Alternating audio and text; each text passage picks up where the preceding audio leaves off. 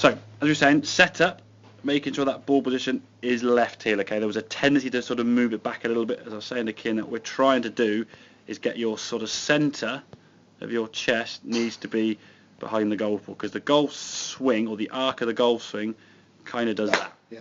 So if your centre is on top of the golf ball, your club is going to be coming down when it makes contact, and that's the one that goes sort of straight up in the air and lose a lot of distance, and the contact's no good at all, okay?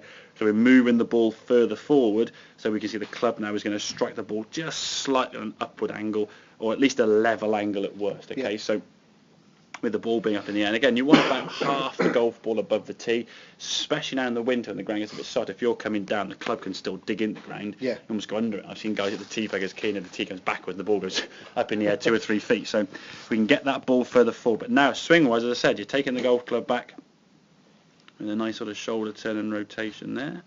Staying on top of it, there's no sway there, so it's a good movement. We're completing the backswing. Shoulders have turned fully there. Back's the target, okay? We're not swaying off the ball. And from there now we can unwind a good strike. We can see there now, we can see getting the launch of that golf ball now with the slight upward strike, and then we're twisting that right side through now a lot more. So that right foot, right hip are actually coming off the ground, probably more than we've seen in all your swings, okay? Yeah. And that for me is like a sort of tick the box checkpoint. All your weight now, I would say the majority of it is on that left foot. That right toe now is just barely just resting, almost toe tap that there. There's no pressure on it whatsoever. The hips are fully rotated again. We can see your sort of hips now sort of come around fully. Shoulders are fully rotated to target.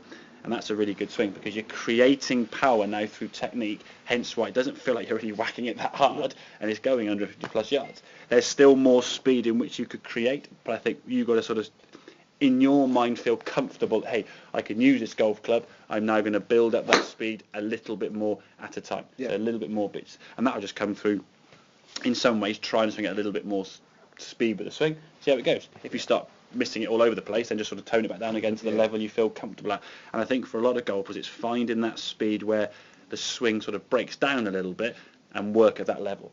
So don't always sort of just think, okay, I'll go 50% and just stay there for the rest of my golfing life. Try and go to sort of 65 or 75 or whatever it may be, and then practice at that speed. Whatever speed it starts going a little bit offline, just sort of find a speed that is, and then just sort of work at that level on the range, not on the golf course, obviously, on the driving range, till you feel more comfortable. So we can gain, ideally, what I'd be looking for is about close to 200 yards, especially in the summer with a bit of roll. A 200 yard shot.